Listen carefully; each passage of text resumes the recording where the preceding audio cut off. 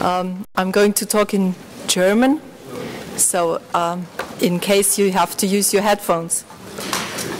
Sehr geehrter Herr Präsident, Herr Vorsitzender, liebe Kolleginnen und Kollegen. Wie Sie alle wissen, ist unsere parlamentarische Arbeit nicht immer ganz planbar und es ergeben sich oft Veränderungen. Lassen Sie mich deshalb Doris Bures, die Präsidentin des Nationalrates, entschuldigen. Sie muss leider zeitgleich an einer dringenden, unaufschiebbaren Sitzung im Parlament teilnehmen und kann daher nicht hier sein. Daher habe ich die besondere Ehre und Freude, Sie als österreichische Abgeordnete und Vizepräsidentin dieser Versammlung im Namen der Präsidentin Bures hier in Wien begrüßen zu dürfen. Es ist bereits die 14. Wintertagung der Parlamentarischen Versammlung der OSZE und sie hat sich seit Jahren als wichtiges Forum bewährt. Hier können wir alle aktuellen Herausforderungen der OSZE diskutieren und die Handlungen unserer Regierungen prüfend begleiten. Vorweg möchte ich auf die schrecklichen Terroranschläge in Kopenhagen und Paris eingehen. Diese Attentate haben sich eindeutig gegen das Wertegefüge der freien Welt und gegen die Vielfalt der Kulturen gerichtet. Jede Art von Hass, Gewalt und Terror ist zu verurteilen und hat keinen Platz in einer demokratischen, freien Gesellschaft. Der interkulturelle Dialog, das Gespräch auf derselben Augenhöhe, der Respekt voreinander muss nachhaltig gestärkt werden, aber er muss frühzeitig auch erlernt und eingeübt werden und hier sehe ich ein großes Handlungsfeld. Ich bin gestern von einer Reise in die arabische Welt zurückgekommen. Auch dort ist die Betroffenheit und die Sorge sehr groß und der Wunsch nach Zusammenarbeit im Kampf gegen den Terror war in unseren Gesprächen immer eines der wichtigsten Themen. Meine Damen und Herren, die OSZE und damit wir alle haben ein schwieriges Jahr hinter uns. Zum ersten Mal seit dem Ende des Kalten Krieges, also vor rund Jahren, wird wieder die Frage nach Krieg und Frieden in Europa gestellt. Die ermutigenden, positiven Entwicklungen der letzten Jahre haben eine dramatische Wende genommen. Die Eskalation der Situation auf der Krim und der Ostukraine strahlt weit über die Region hinaus und erfüllt uns mit tiefer Sorge. Die OSZE hat in dieser Krise erneut ihre zentrale Bedeutung für die Friedenssicherung in Europa bewiesen und sie konnte eine ihrer ureigensten Aufgaben wahrnehmen, nämlich ein Forum des Austausches zu sein. Ein Forum, das allen Beteiligten, die an Konflikten beteiligt sind, eine helfende Hand bietet. Ein Forum, das aber ebenso ein operatives Krisenmanagement sicherstellt. Vor einem Jahr ist hier an dieser Stelle die leider im Sommer verstorbene Präsidentin des Nationalrates, Barbara Brammer, gestanden und hat sich Ihnen gegenüber für einen aufrichtigen Dialog zur friedlichen Lösung der Ukraine-Krise ausgesprochen. Auch andere zahlreiche Parlamentarier und Parlamentarierinnen, auch österreichische, haben seit Beginn des Konflikts eine Strategie zur Deeskalation, die Einbeziehung Russlands sowie ein klares Auftreten gegen Völkerrechtsverletzungen gefordert. Die Krise in der Ukraine hat deutlich gemacht, dass die OSZE als einzige internationale Organisation ein entsprechendes Krisenmanagement durchführen kann, eben unter Einbeziehung aller Beteiligten. Die Einigung von Minsk von letzter Woche lässt wieder auf eine friedliche Beilegung des Konflikts hoffen. Die OSZE und ihre Beobachtungsmissionen spielen bei der Umsetzung eine tragende Rolle. Zentral wird sein, dass die Waffenruhe überall eingehalten wird und die Beobachtungsmission auch überall einen sicheren Zugang erhält. Auch wir Parlamentarierinnen und Parlamentarier sind gefordert. Ich hoffe auf ein positives Ergebnis der Gespräche, die auch im Rahmen dieser parlamentarischen Versammlung hier stattfinden. Und ich möchte mich bei dieser Gelegenheit bei unserem Präsidenten Ilkka Kanerva für seine Initiativen bedanken. Sehr geehrte Damen und Herren, die Parlamentarische Versammlung leistet durch die gemeinsamen Wahlbeobachtungen mit ODIHR einen grundlegenden Beitrag zur demokratischen Entwicklung im OSZE-Raum. Das österreichische Parlament hat sich im vergangenen Jahr an 9 Missionen beteiligt. Das zeigt deutlich, wie wichtig uns diese Aufgabe ist, und Sie können sicher sein, dass wir auch weiterhin daran teilnehmen werden, und zwar intensiv daran teilnehmen werden.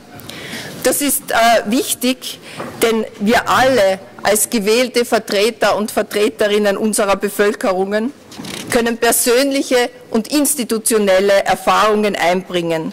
Erfahrungen, die essentiell sind und den umfassenden Missionen nicht nur zusätzliche Sichtbarkeit, sondern auch Glaubwürdigkeit geben. Wesentlich bleibt auch hier die Umsetzung der Empfehlungen im Follow-up-Prozess mit den betroffenen Regierungen. Auch dabei sollten wir uns voll einbringen. Im Rahmen des Helsinki Plus 40-Prozesses sollte bekräftigt werden, dass sich die OSZE an die Herausforderungen des 21. Jahrhunderts anpassen soll und muss.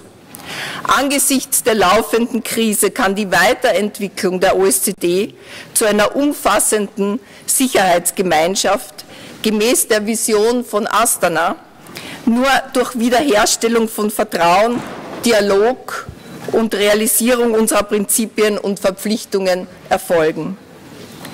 Wie Sie wissen, wurde auch ein eigenes Projekt zur Stärkung der parlamentarischen Dimension im Rahmen des Helsinki Plus 40-Prozesses in die Wege geleitet.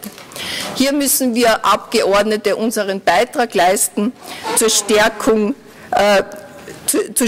dieses Prozesses, auch um die Verbindung zwischen der Organisation, den Bürgern und Bürgerinnen und der Zivilgesellschaft herzustellen.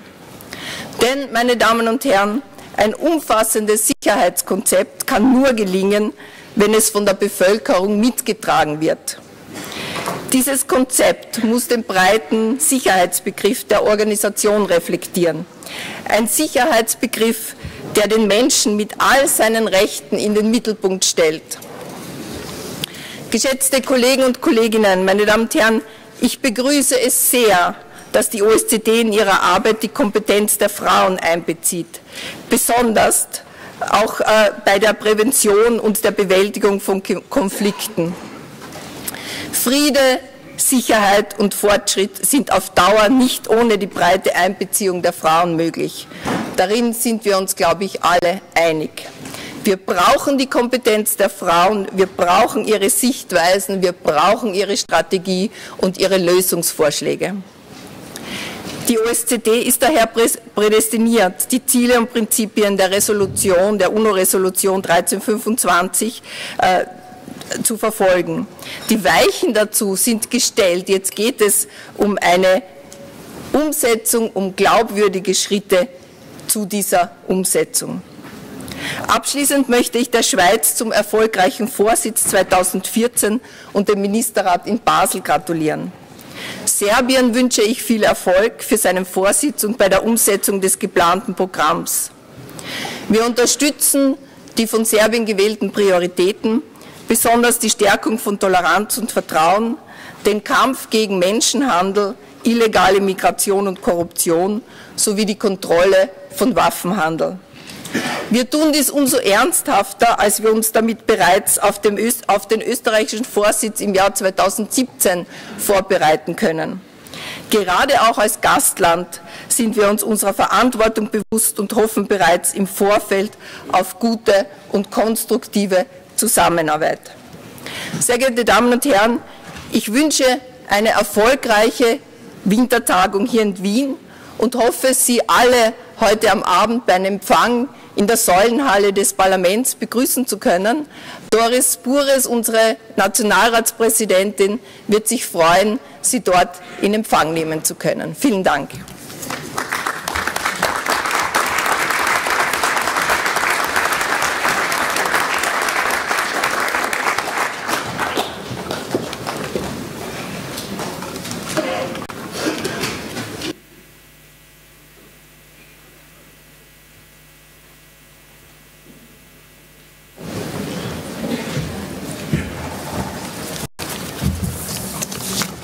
Sorry, this is my speech.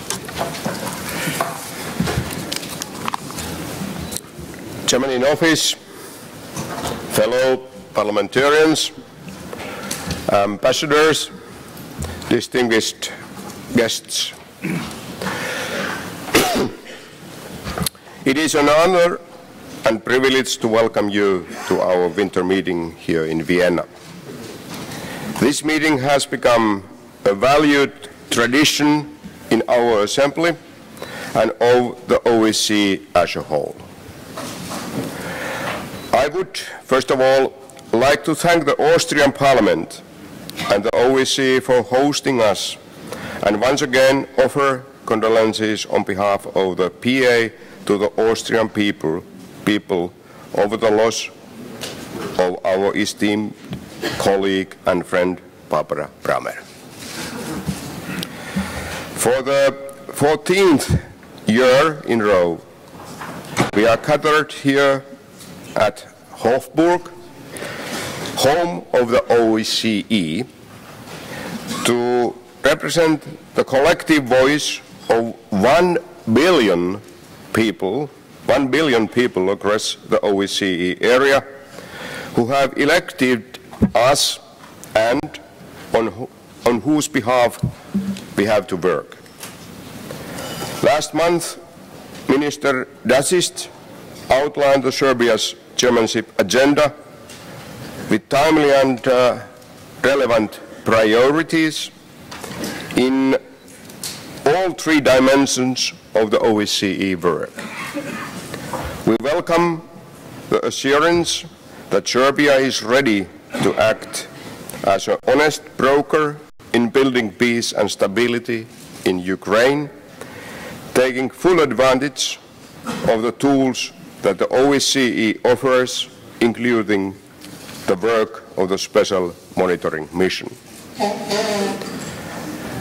The OSCE PA will continue to support our organization's efforts in Ukraine, and in particular, we must support the fullest commitments for reform made by the Rada.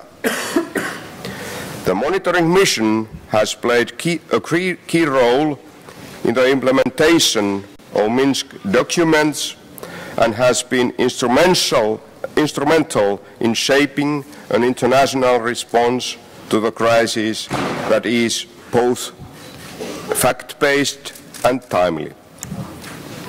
I can not stress enough that the monitors on ground have to have access throughout Ukraine in order to carry out the mandate entrusted to them by all the participating states. We all sincerely hope the agreement from Minsk last week will hold as the escalation of violence preceding the agreement, including mounting civilian suffering, has been appealing, and have constantly raised my voice as a President of the Assembly to call on all sides, Russia in particular, to take decisive steps to help end the bloodshed.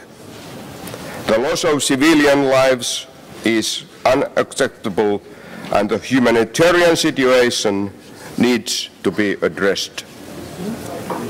Even as the OSCE has provided leadership throughout the crisis and offered a vital dialogue and negotiation, at times it proved challenging for the organization to keep up with the rapid changes in the conflict environment.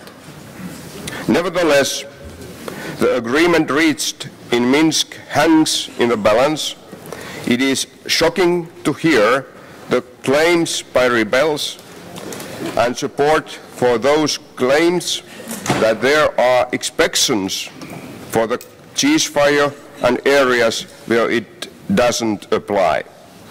Make no mistake, there are no such things as exceptions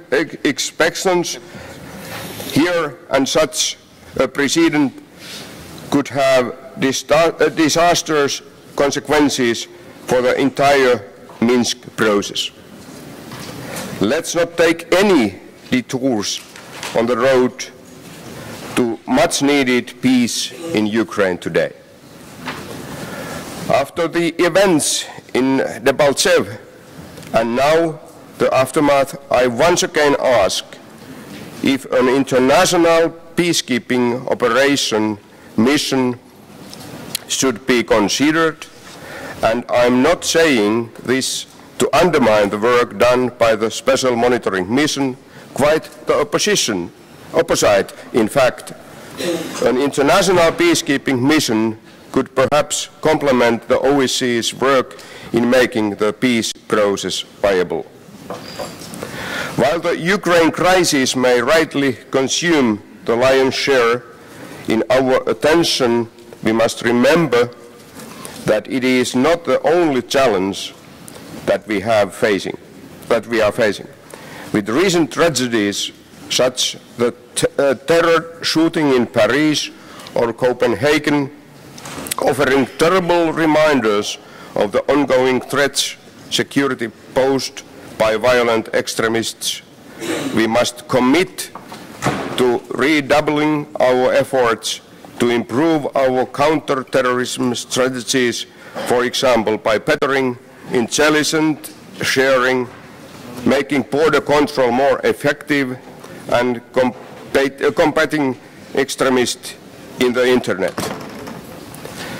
2015 is a year of milestone and anniversaries that offers opportunities for serious reflection on achievements, setbacks, and possibilities, taking stock of lessons learned and obstacles overcome as we continue to tackle the challenges of our century.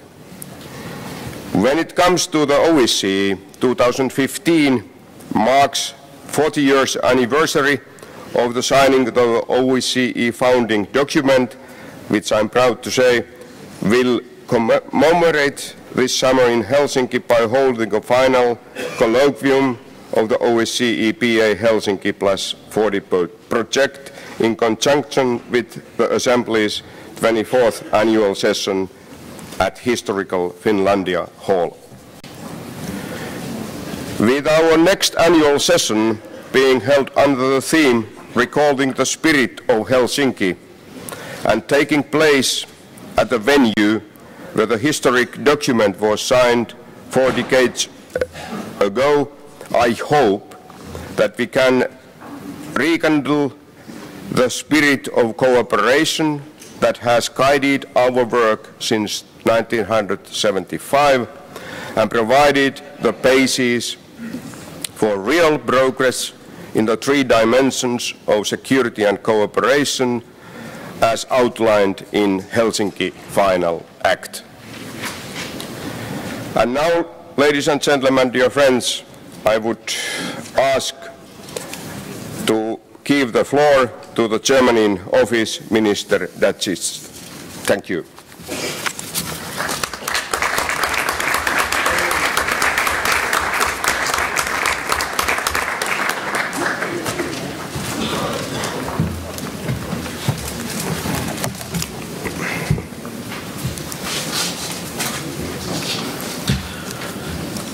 President Kanerva, Secretary General, Sir Oliver, distinguished parliamentarians, Excellencies, ladies and gentlemen.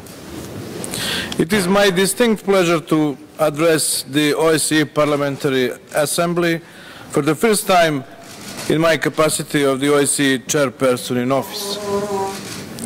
Today I would like to present to you the priorities of the Serbian chairmanship for 2015.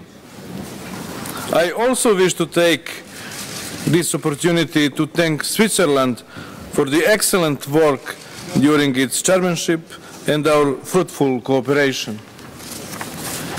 I would also like to extend a warm welcome to Germany as the new member of the OSCE Troika. Ladies and gentlemen, I would like to begin by stressing the importance of this year as the 40th anniversary of the Helsinki Final Act.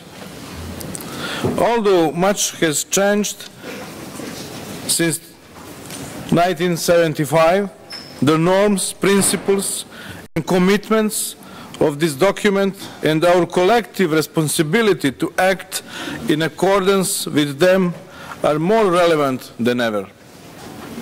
The legacy of the Helsinki Final Act, dialogue and compromise, peaceful resolution of disputes, confidence building, solidarity, responsibility and cooperation will also be the main tenets of our chairmanship. In line with the Astana vision, we will aim at rebuilding trust and confidence in order to create a positive agenda for the future. Excellencies, the chairmanship of Serbia comes at a very difficult moment for security of the Euro-Atlantic and Euro-Asian regions.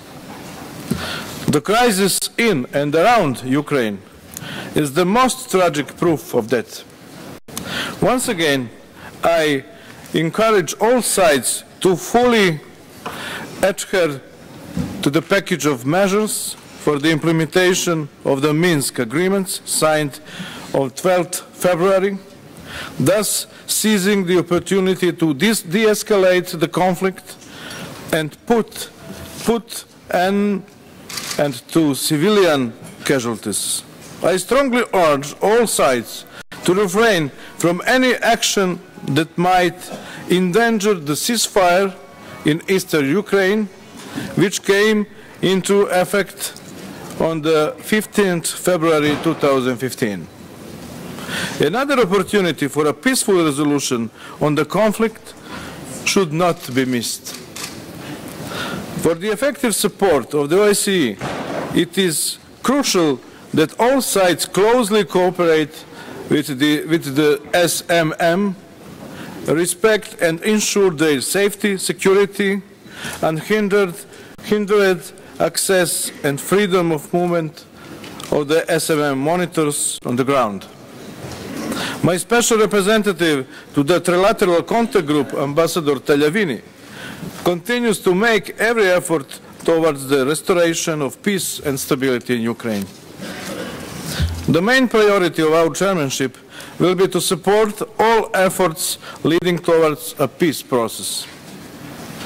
We will continue to work together with the Troika and all the key stakeholders. The implementation of the agreed package of measures by all parties is essential.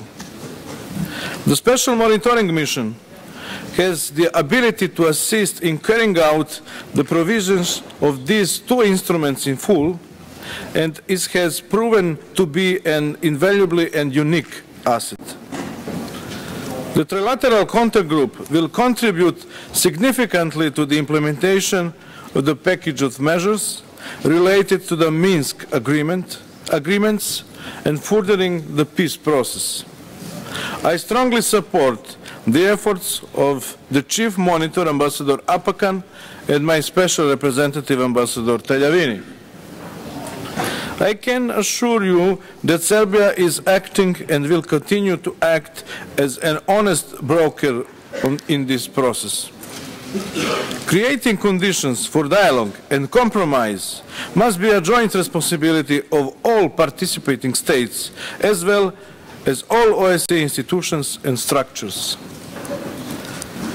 To this end, I would like to commend the OSCE Parliamentary Assembly for its role in monitoring elections in Ukraine last year, also for creating an interparliamentary liaison group on Ukraine that brings together parliamentarians from Ukraine, Russia, and other participating states to promote dialogue and contribute to the de-escalation of the conflict. The Parliamentary Assembly has once again demonstrated its importance as a forum for exchanging ideas and initiating joint action. I stand ready to explore, together with all of you, how we can best cooperate to help restore peace and stability in Ukraine. Ladies and gentlemen, consistent with the OSCE's fundamental principles, the Serbian chairmanship will also prioritize the resolution through agreed formats of protracted conflicts in the OSCE region. While high-level contacts between the parties and the meetings of the formats should continue, we believe that, considering the prevailing circumstances, some concrete steps could improve trust and confidence among parties, thus opening the way to tackle more substantive problems. The responsibility to advance the settlement processes related to the protracted conflicts in the OSCE area lies mainly with the parties. However, we need to ensure collective support for their peaceful settlement by investing additional efforts to generate the necessary political will.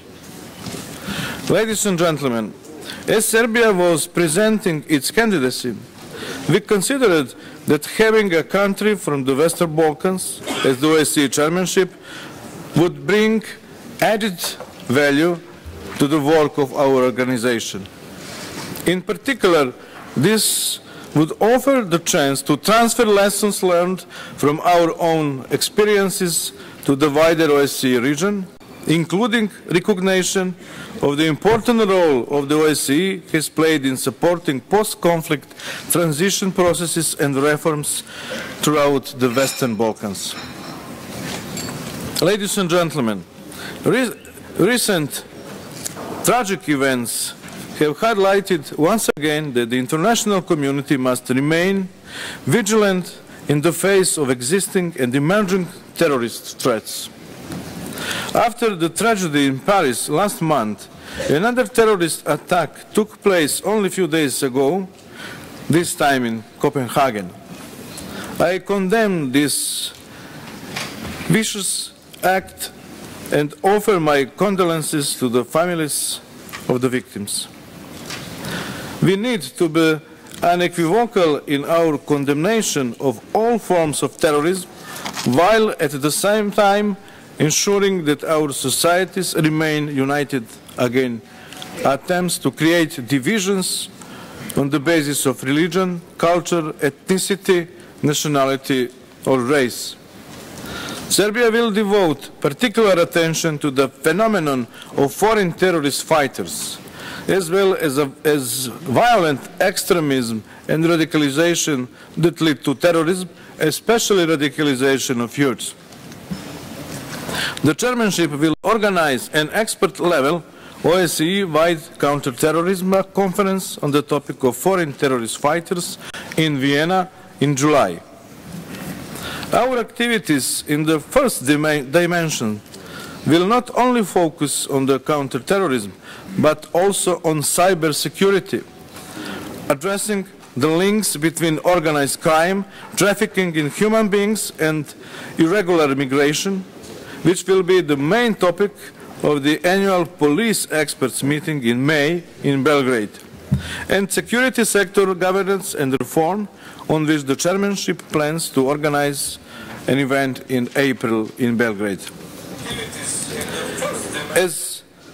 As far as our activities in the second dimension are concerned, the topic of this year's Economic and Environmental Forum will be water governance in the OSCE area, increasing security and stability through cooperation. The Economic and Environmental Dimension implementation meeting in October in Vienna will be devoted to the fight against corruption. Finally, we will strive to further update and strengthen the implementation of all OSCE human dimension. We will do this by supporting national institutions for the protection of human rights, with an emphasis on the rule of law, freedom of expression and freedom of the media, including safety of journalists, freedom of assembly and association, protection of rights of persons belonging to national minorities, and promotion of tolerance and non-discrimination. In particular, in light of recent tragic events, the chairmanship plans to organize an event on the safety of journalists this year.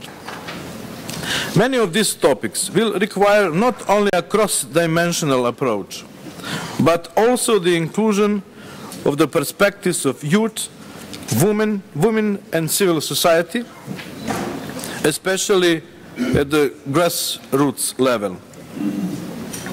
In this sense, the Parliamentary Assembly could play a very important role, providing new ideas and proposals to develop joint activities. Ladies and gentlemen, in our efforts to achieve the peaceful resolution of the ongoing crisis in and around Ukraine, we should not lose sight of a broader strategic outlook on European security and the importance of upholding our common values and principles. The role of the OSCE in this respect remains crucial, acting both as a platform for inclusive dialogue and a mechanism for stability. Making progress in the context of the Helsinki Plus 40 process, even beyond 2015, should continue to be considered as a fundamental step toward creating a positive agenda and tangible outcomes for a more effective OSCE, but also as a contribution to rebuilding trust and confidence across the whole OSCE region. In this regard, I expect that the panel of eminent persons on European security as a common project launched at the Basel Ministerial Council will make useful recommendations, and I look forward to its suggestions for how we can replace the current culture of confrontation with one of cooperation and joint action. I also welcome the Parliamentary Assembly's Helsinki Plus 40 initiative to conduct a series of events devoted to European security and the role of the OSCE. These discussions provide an excellent opportunity to increase cooperation and generate innovative ideas. I look forward to discussing with all of you, distinguished parliamentarians, how we can work together to strengthen peace and security across the OSCE region. Thank you very much.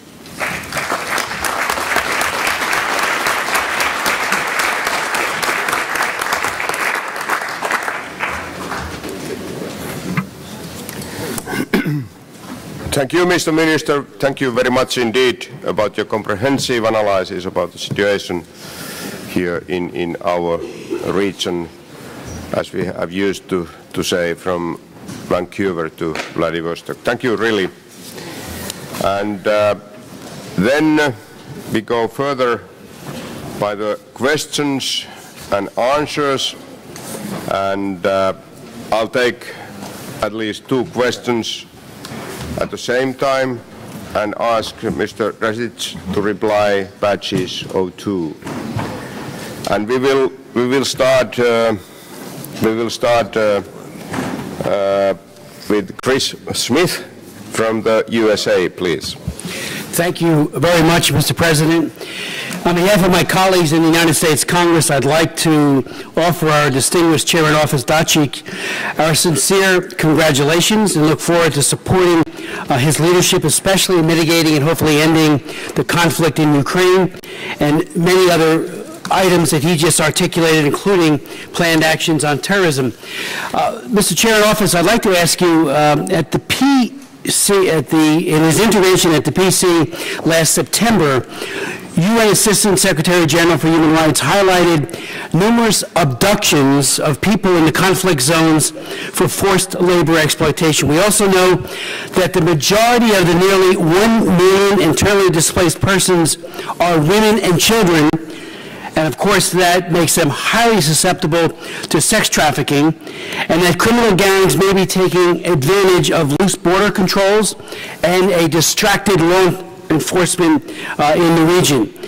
Is the OSCE equipping the Special Monitoring Mission and other OSCE entities working in the Ukraine conflict zone, or with IDPs, to recognize and protect human trafficking victims? And is the OSCE taking any trafficking prevention measures for this particularly vulnerable population? Thank you, Krish. And the next floor goes to Artur Gerasimov from Ukraine. Mr. Chairperson, Mr. President, first of all, we are grateful to the OSCE Chairperson for his commitment to contribute to peaceful resolution in Ukraine's Donbass as a priority task while in office. It is of utmost importance for the prospects of the peace process to fully use the chairmanship's mandate as a part of international efforts towards de-escalation on the basis of Minsk agreements. I would like to remind that the Russian aggression against Ukraine, which serves as a root cause of the current security crisis, started a year ago with the legal occupation and annexation of Ukraine's Crimea and Sevastopol. Later, it was complemented with the direct military engagement of the Russian Federation in Ukraine's east. And also, let me stress attention of the root violation of the Minsk agreement by Russia today. Only during the last 24 hours, 14 soldiers of Ukrainian army were killed, 172 were wounded. And in this, also we expect the OSCE chairmanship as a political leader of the organization will persistently safeguard the most valuable assets of the OSCE, its principles and commitments, which have been frequently violated by Russia. And in this regard, I would like to ask you about the destiny of Ukrainian citizens who were abducted by the Russian Federation from the territory of Ukraine and illegally detained in Russia. One of them is my colleague, member of the Ukrainian parliament, Nadia Savchenko. She has been on a hunger strike in protest against her illegal detention on trumped-up charges, and we are alarmed over her health condition. I would like to ask whether the Serbia chairmanship and you personally intend to intervene in this situation with Ukrainian citizens, political prisoners in Russia, and facilitate their release. Thank you. Yes, thank you. And now, Minister Rasic.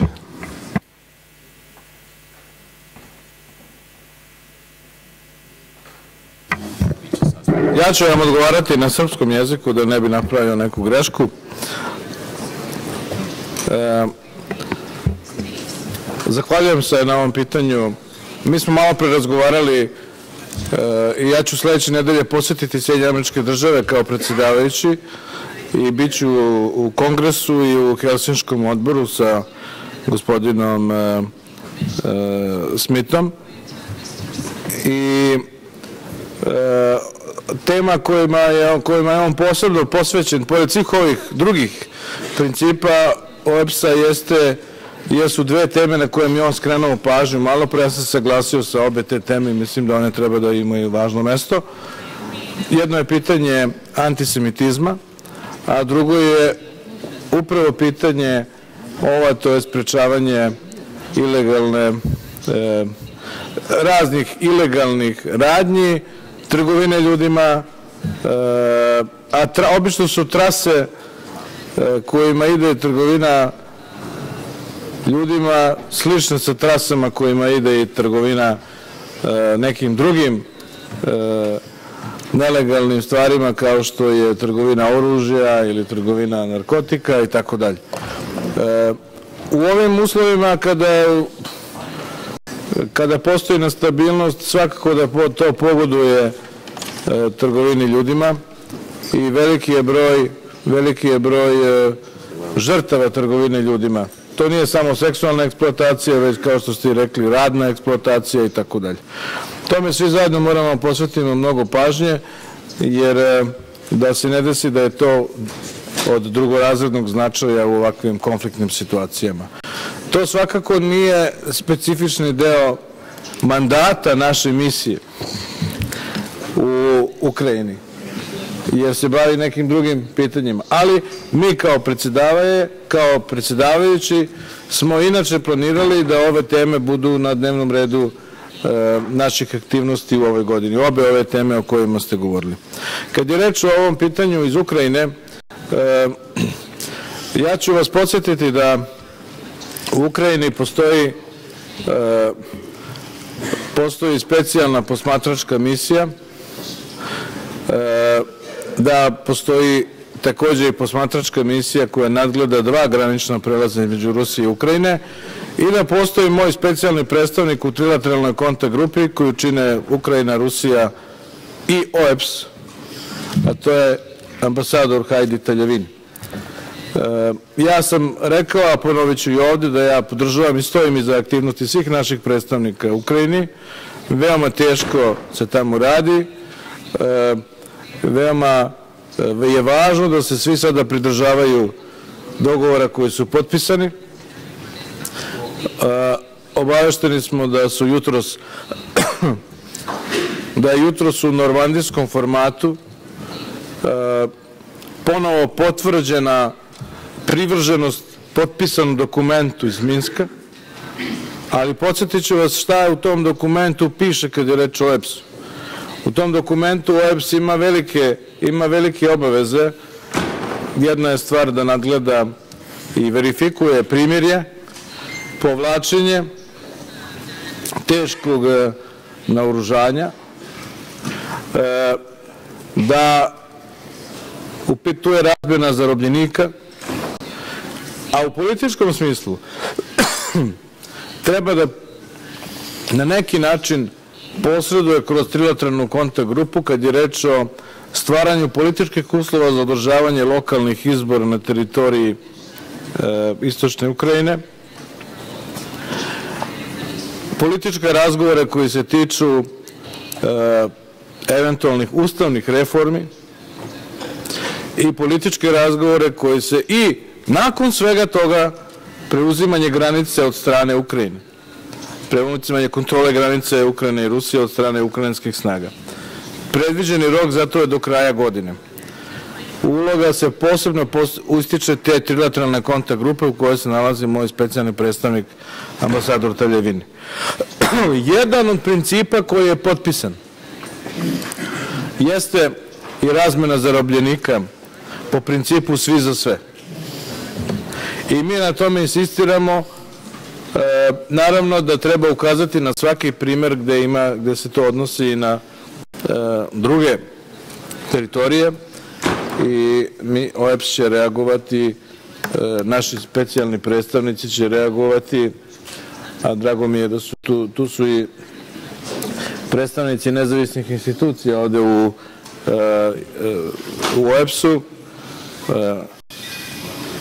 specijalni predstavnik odnosno predstavnik za OEBS-a za slobodu medija, zatim gospođa Mijatović, tu je gospođa Tors koja je visoki komesar za nacionalne manjine, sa njom sam juče zajedno bio u posetu Skoplju i tu je, ne vidim ga odavde, ali mislim da je gospodin Link je tu verovatno, tu je? Jeste.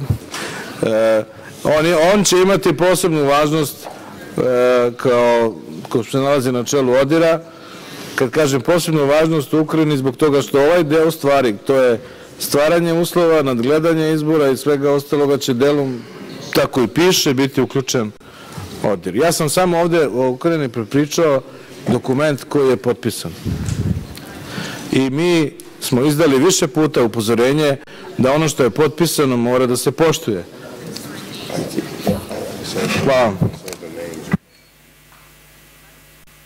Okay, and thank you. Now we will continue with the questions and answers by Tedo Separdise from Georgia, and after him, Dr. Heidi Fry from Canada, then Barbara Muradova from Azerbaijan, Georgi Tsereteli from Georgia, Azar Guliev from Azerbaijan, and Evrad Salemi from Albania. So that these are the names on the list just now, and we will continue. Next speaker is Separdise from Georgia. Please. Thank you, Mr. Chairman. Mr. Minister, thank you very much for your very comprehensive, strategic, I would say, presentation on the agenda of your chairmanship. It's very important, and we wish you success. I represent Georgia, a country which is dismembered occupied. We lost, 20% of our territories, but I represent also a country which is committed to its, European, Euro-Atlantic integration, to the Western trajectory, to the peaceful resolution of existing, conflicts. As you mentioned, with the sides in the conflict. But on the other hand, we live in a very rough neighborhood, and it's really rough. Indeed, it's not just metaphorical expression of that. And many speak about the Caucasus as kind of Caucasus Western, Balkans, and some experts advise to use the same instruments as it's being used in the Western Balkans, but I'd like to advise you to look at this in a very sensitive region from different angle, look at the details and nuances. So, Mr. Chairman, how much Georgia would be on your mind during your chairmanship? Georgia's conflicts, neighborhood.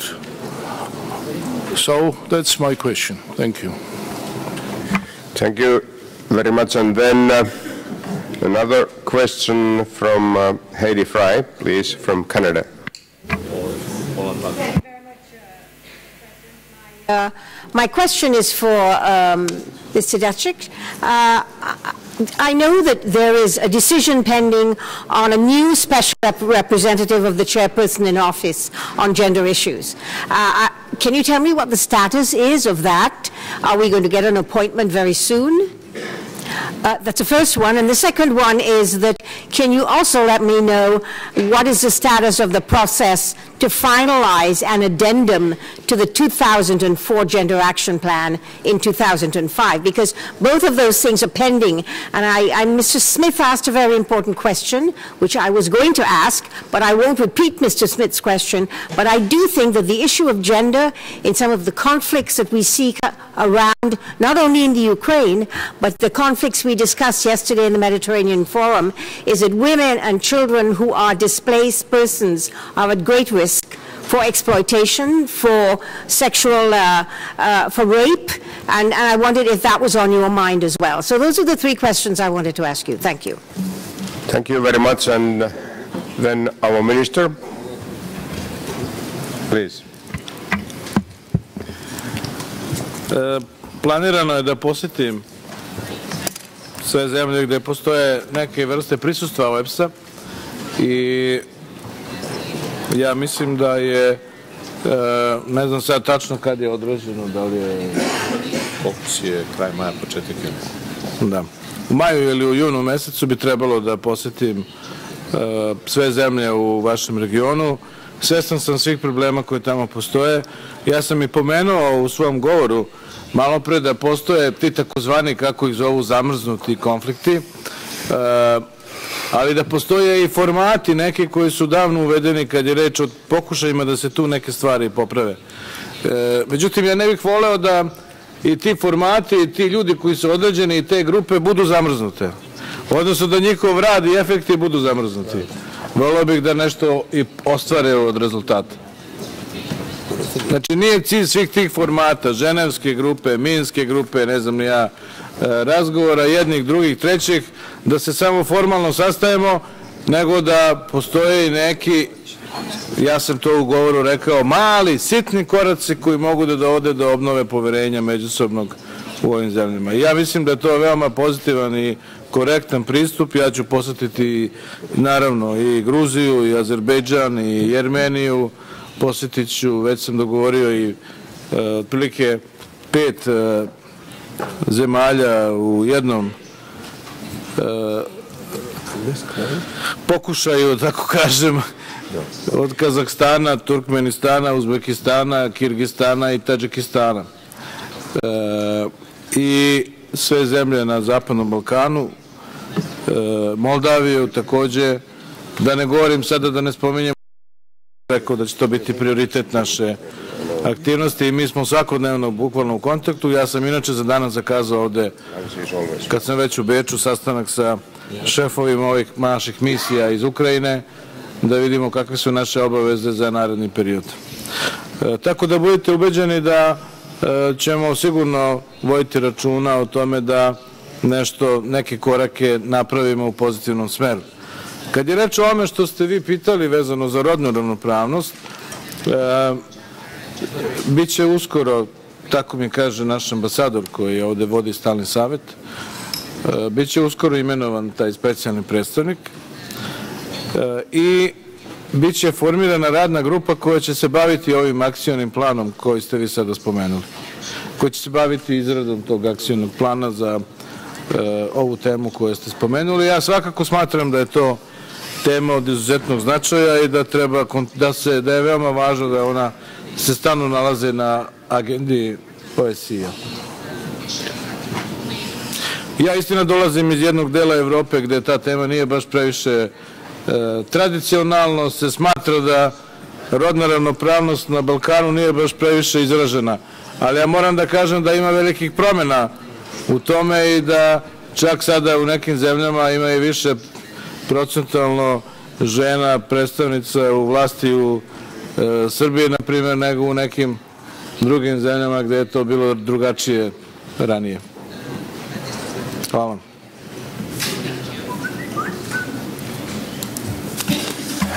Thank you. And Mrs. Muradova from Azerbaijan, the next question, please. Многоуважаемый господин председатель, прошло всего 7 месяцев после проведения 23-й ежегодной сессии у нас в Азербайджане. Выполнение Бакинской декларации, поставленные перед нами задачи, а также приверженность ценностям, на которые опирается наша организация, формирует наши отношения к событиям, происходящим на протяжении этого периода. Несмотря на короткий срок, они изменили наше видение ко многим вопросам коренным образом. К тому же эти события, вызывая у нас тревогу, не обещают и хорошие перспективы для нашей будущей безопасности. В течение этих 3 дней мы, конечно, обсудим большинство этих вопросов, включая роль парламентской ассамблеи и повышение ее участия. Должна сказать, что статистика ужасающая. Мне кажется, что мы не уделяем должного внимания судьбам людей из этой статистики, не придаем этому нужного значения. В этой связи хочу спросить вас о судьбе азербайджанцев Дильгама Аскерова и Шахбаза Гулиева, которые, желая посетить места захоронения своих родных в Хельбеджарском районе, были взяты в плен армянскими вооруженными силами, якобы по причине нарушения границ так называемого Нагорного Карабаха и осуждены судом того же сепаратистского режима, а также безжалостно убитого Гасана Гасанова. Сразу же после этих событий я письменно обратилась ко всем официальным представителям ОБСЕ и ее парламентской ассамблеи с просьбой оказать содействие освобождению этих людей. К сожалению, картина удручающая, и они все еще в неволе. Уважаемый господин Дачич, хотела бы узнать, как вы в качестве действующего председателя можете посодействовать освобождению этих граждан, пока они еще живы? Учитывая возросшую ныне актуальность применения санкций, как вы думаете, какие санкции могут быть применены в отношении сепаратистов Нагорного Карабаха и Республики Армения, предотвративших таким образом право азербайджанских граждан посетить свои дома? Спасибо за внимание. Thank you about your question, and another one comes from George Certelli, Georgia, please. Thank you, Mr. President, Mr. Chairman, Mr. Minister. So great to have you here, and it was important to hear your points today, how you see your work. My colleague from Georgia already highlighted some general things, but I think you as a chairman and chairman in office will deal with the very, very difficult problems in this region, and especially in Georgia, where many years reiterating here in this hall and many other halls that there are unsolved problems. With Georgia, it's first of all operations and presence of OSCE, which unfortunately never was fulfilled. And another is a problem, and a huge problem, IDPs and their return. As you know, Russians, they took this responsibility to facilitate that process and to help our IDPs to go back to their places of their origin, but no any cases of that so far. And I'd like to ask you to be focused on those issues, and especially on issues of IDPs. There are many tragic events. We know that you will work and your office will work in very difficult time. It's a Ukrainian events. It's a lot of tragedies in this part of the world, but once again, I'd like to ask you to be focused on IDPs and OSCE presence in this region. Thank you. Thank you, Judge. And then the answers of our minister, please. Pa isto kao što sam malo pre rekao kad je bila Ukrajina u pitanju, ja bih zaista zamolio da sve ove konkretne zahtjeve i slučajeve koje imate gdje mislite da bi OEBS mogao da, neka institucija OEBS-a mogla da reaguje, molim vas da nas o tome obavestite. Ja sam primio k znanju ovo što ste rekli i inače mislim da pitanje Nagornog Karabaha mora da bude veoma aktuelno, zato što situacija, možda je sada sve što se dešava na teritoriji 57 država učesnica sada od drugorazrednog značaja u odnosu na ono što se dešava u Ukrajini. Ali ne smemo ni da sve to ispustimo iz vida. Kako su me obavestili predstavnici Minske grupe koja se bavi pitanjem Nagornog Karabaha, da je od početka godine do sada, oni kažu, 25 ljudi stradalo u Nagornom Karabahu. I to je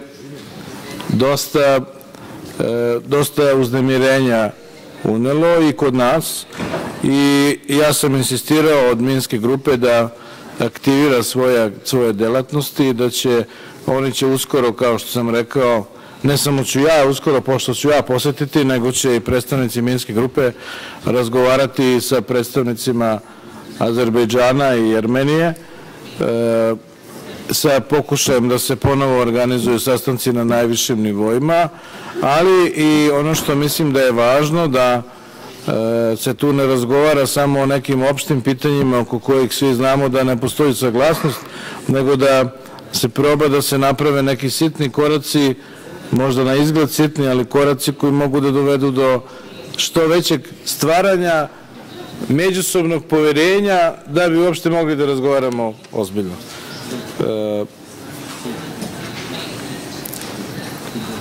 Ovo drugo pitanje, i to je pitanje, naravno da Gruzija ovo pitanje stalno postavlja i postavlja ne samo ovde, nego i u Ujedinjenim nacijama i tako dalje. Vi znate da je Srbija takođe bila jedna od država koja imala možda i najveći broj izbeglica jedno vreme u Evropi, i razumemo i plus interno raseljenih lica, ako računamo lica sa Kosova, i razumemo celinu i težinu tog problema, i ta tema će biti na agendi našeg predsjedavanja, i o tome smo se već dogovorili da imamo nekoliko skupova tokom ove godine kad je reč o ovom pitanju. To je takođe tema koja je prisutna i u Ukrajini. Po izveštajima naših ovih misija, čini mi se, ako sam zapamtio ispravno, da je više od 800.000 ljudi u nekom statusu, da li izbeglica ili interno raseljenih lica, sa tog područja koje je zahvaćeno sukobima. Sve su to veliki brojevi, sve su to brojevi koji, kada dodate tome ilegalne migracije koje postoje preko raznih delova Evrope, vidjet ćete da su to sve procesi koji mora da se drže pod kontrolom kako bismo sprečili sve negativne efekte toga. Jedan od tih negativnih efekata, osim stradanja ljudi, jeste i terorizam, nemoguća kontrola granica i tako dalje.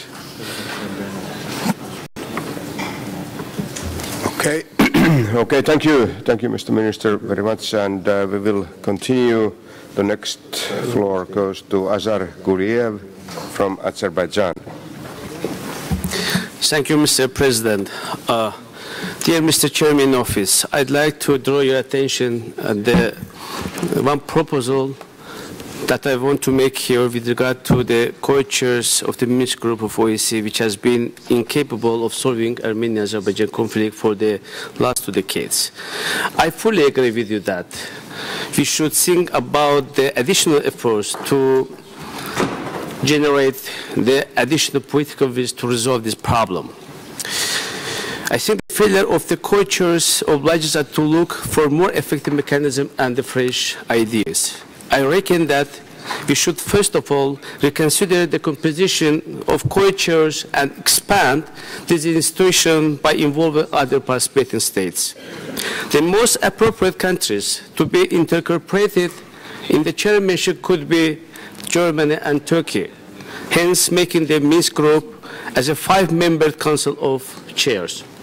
Why Germany and Turkey? Because Germany has extensive cooperation with both the conflicting parties, and it can in close collaboration with the 3 current co-chairs, United States of America, France, and Russia, effectively use the potential and resources of the European Union, in particular the Eastern Partnership Program, of which Azerbaijan and Armenia are the members. In supporting this initiative, I'd like to remind you the recent statement of Chancellor Mrs. Angela Merkel about the willingness and also readiness of Germany to take active part in resolving Armenia-Azerbaijan conflict. Turkey also possesses centuries-long historic relations and influential potential in the Caucasus. Thus, Turkey can contribute to signing of peace agreement by combining its potentialities again with the capacity of other 4 above-mentioned countries. Given Armenia's intention to negotiate the reopening of borders and rebuilding the relationship with Turkey, and the latter's firm position that process of normalization depends on the settlement of Armenia-Azerbaijan conflict, can be regarded as positive and logical in this respect. This is why I kindly ask OSCE Chairperson in office and Minister of Foreign Affairs of Serbia, Mr. Ivica Dacic, and as well as the OSCE Ministerial Council to consider my proposal within the limits of existing rules. Thank you. Thank you very much, and due to the fact, unfortunately, that the Minister has very tight time limit to use with us, we have just one more question to put to him, and it is Edward Salemi from Albania. Thank you, Mr. President. Albania has strongly supported Serbia's presidency in OSCE, and we're happy for Serbia to be there, and you have our full support on that, and we wish you all success in these very challenging times for all of us. As you are aware, Mr. Minister, the signed agreement between Serbia and Kosovo says that Kosovo shouldn't be prevented from integrating all the regional and international organizations. My question on that is that do you stand by this commitment? And if so, are you willing and prepared to accept Kosovo's membership in OSCE while Serbia has the presidency? Thank you. Yes, please, these 2 questions. Dobro, što se tiče Minska grupa je formirana, ja ne pamtim kad je, ali ja mislim da, kaže mi gospodin Žugić, ambasador, da je bilo 1994. godine. A možda i ranije. Ja znam na primedbe, 92. Da. Ja znam na primjedbe da to sve dugo traje, da je pitanje efekata i sve ostalo, i ja sam to i rekao predstavnicima Minske grupe, da nemate nikakve dileme. Jer ja ne mislim da naše političke aktivnosti treba da budu politički turizam. Ali, da bi se bilo kakve promjena mogla desiti tu u tom sastavu, o tome mora da se donesu odgovarajuće odluke. To znači da se poštuje procedura, način na koji je sve to doneto, mora da bude uvažen i mora da se čuje i stav Jermenije i to jeste tema o kojoj treba da se razgovara u narednom periodu. Kad je reč o Kosovu, znate šta, pošto sam ja vodio 2 godine i po dana razgovore u Briselu oko Kosova, između Beograda i Prištine, znate, tu treba odvojiti 2 stvari. Jedno je pitanje normalizacije naših odnosa u smislu svakodnevnog života koje nemaju statusnog značaja. Od statusnog pitanja je, znate šta je problem, šta je primedba Srbije kad je reč o Kosovu? Primedba je o tome da je jedan deo naše teritorije samostalno se izjasnio i želeo da se odcepi od Srbije. I to i uradio proglasivši svoju nezavisnost bez saglasnosti države od koje se odcepljuje. I to su neke države priznale. Neke druge primere neke države nisu priznale. I zato mi smo spremni da razgovaramo sa Prištinom o svemu. I mi nemamo nikakvih... Znate, taj primer koji se desio sa Kosovom, vi to možete vidjeti svakoga dana u diskusijama i ovde kod vas. Gde se sve to može desiti i kakva će onda biti međunarodna reakcija? Da li vi nekome dopadate ili se ne dopadate? Ali nije ovde tema da se o tome raspravlja. Ja bih zamolio Albaniju da se bavi pitanjima principa OEBS-a i nemoj da se brine o razgovorima sa Prištinom, zato što to se obavlja u Briselu, ne obavlja se u OEBS-u. A sigurno da Srbija želi da se razgovara o našem regulisanju odnosa, ali mi ne možemo da prihvatimo jednostrane akte. To mora da se vrati u pravni sistem. I zato upravo i mi ne možemo da prihvatimo da neko bude ravnopravni član, može da učestvuje u raznim regionalnim forumima i mi ne sprečavamo evropski put Kosova i nemamo ništa protiv, ali kad je reč o organizacijama koje samim tim impliciraju da smo mi to se saglasili da je to nezavisna država. To Srbija nikad nije uradila i u tom smislu bih vas zamolio, zaista nemojte da pretvaramo svaki sastanak, pretvaramo u pitanje hoće li sada Srbija da dozvoli da Kosovo negde učestvuje u svemu tome. Srbija je predsjedavajuća i poštuje principe OEBS-a. Pa nemojte od nas tražiti da ne poštujemo principe OEBS-a samo kad je Srbija u pitanju. Ja sam privržen svim principima OEBS-a. Očuvanja teritorijalnog integriteta zemlje. Pa ne mogu ja sada manje da branim teritorijalni integritet Srbije nego Ukrajine. Od nas to nemojte da tražite, a naročito kao predsjedavajući.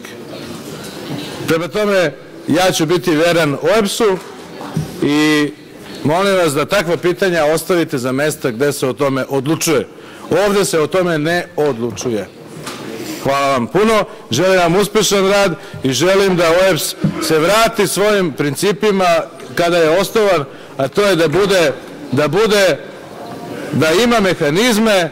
On je formiran da bi bio detant, da bi bilo međusobno popuštanje.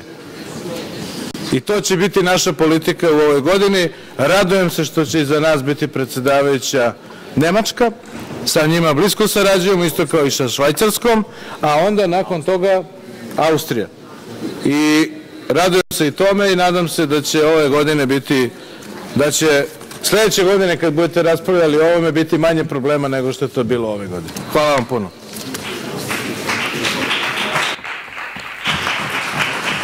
And then thank you very much. And then I ask from our minister, do you have 2 more minutes if we will have very limited questions? Okay, first Mr. Divani, but only half a minute, and then Mr. Kek Hamayan from Armenia. Just very, very briefly. Divani. Molto brevemente, Diviani. Presidente, la ringrazio. Divina, excuse me, from Italy. Grazie. Allora, ieri abbiamo parlato un pomeriggio intero sulla questione della sicurezza nel Mediterraneo. Tutti gli interventi di tutti i paesi hanno evidenziato che la prima e più importante minaccia per tutti i nostri paesi è lo Stato terrorista dell'ISIS.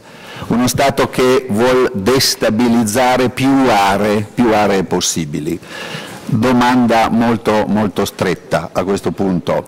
Non è più razionale ed appropriato attenuare la pressione a questo punto nei confronti della Russia e rafforzare la cooperazione con la Russia sul fronte dell'antiterrorismo internazionale? E devo complimentarmi con il Presidente Dacic. La domanda è questa, perché altrimenti si potrebbe pensare che esistono i famosi doppi standard, e il Presidente ha anche detto passiamo dalla cultura dello scontro alla cultura della collaborazione, sarebbe proprio in questa direzione. Grazie. Yeah. Yes. And then from Armenia, very, very briefly, please. Мне кажется оскорбительным то, что здесь проявляется недоверие к Минской группе ОБСЕ в лице их президентов. Президенту США, президенту Франции, президенту России, которые 5 раз обращались к этой проблеме своими письменными обращениями, и 5 раз это торпедировалось со стороны Азербайджана и отнюдь не Армении. Второй вопрос. Привлечение Турции. Лидеры этих государств говорили, что 2 государства, 1 нация. Турция уже представлена в лице Азербайджана в Минской группе ОБСЕ. Третий вопрос. Ни для кого пусть не будет секретом, что эти диверсанты были оснащены самым современным разведывательным снаряжением, которых задержали. Более того, по дороге к себе домой, как здесь говорилось, они умудрились убить 17-летнего юнца. И 4-й вопрос. Уважаемый господин Дачич, когда вы будете в нашем регионе, во-первых, добро пожаловать, обязательно поинтересуйтесь, кто воюет на стороне Азербайджана. Да, это этнические азербайджанцы, которые были в ИГИЛ. Часть из них сидит в бакинских тюрьмах, а наиболее шустрые направляются, значит, на Нагорно-Карабахскую, азербайджанскую границу. Если вы внимательно поразмыслите, и вам могут быть предложено множество фактов. Спасибо. Very good, very good. Thank you, gentlemen. And now the short answers, please. Pa sigurno da će ova tema biti prisutna i u buduće, tako da sigurno i na svakom skupu se inače o ovome razgovara. I mislim da je važno da se poseti ovaj region. Govorim znači o Jermeniji i Azerbejdžanu, i ja ću to uraditi u dobroj volji i u dobroj veri. Srbija je prijatelj i Jermenije i Azerbejdžana. Srbija je prijatelj i Rusije i Ukrajine. I znate, i kad se naši prijatelji svađaju, naša uloga treba da bude da pomognemo. Ako možemo da pomognemo. Inače, ovo pitanje iz Italije, ako ste primetili, naš pristup jeste upravo taj da Rusija mora da bude uključena u rešavanje problema.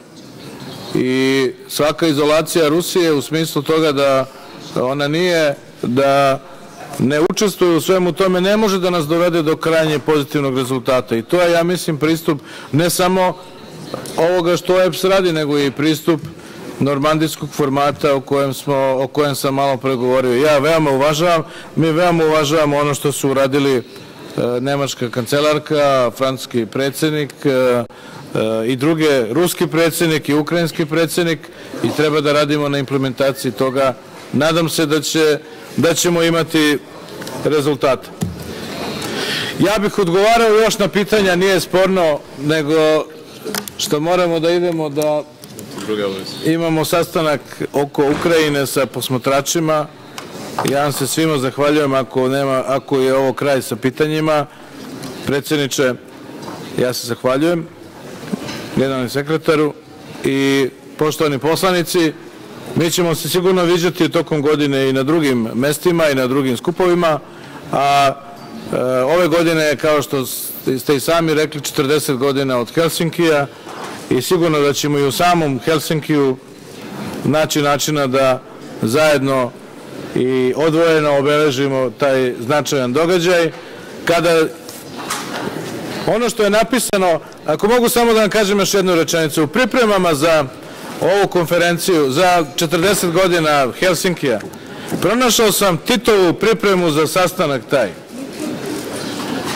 Josip Broz Tito je bio predsjednik Jugoslavije u to vreme. Evo, tu su i predstavnici drugih jugoslovenskih bivših republika. I Titov govor iz tog vremena. Znate, kada bi ga pročitao sada opet, sigurno polovina onoga što je on rekao je tada i danas aktualno. Znači, to je večna tema, evropska bezbednost, i zato je važno da, tad je bila ključna reč koja se upotrebljava, detant, popuštanje, i to je i dalje danas ključna reč, nažalost, u Evropi. I ja želim da naša organizacija ispuni ono zbog čega je i formirana. Hvala vam puno. Thank you and big thanks to the minister.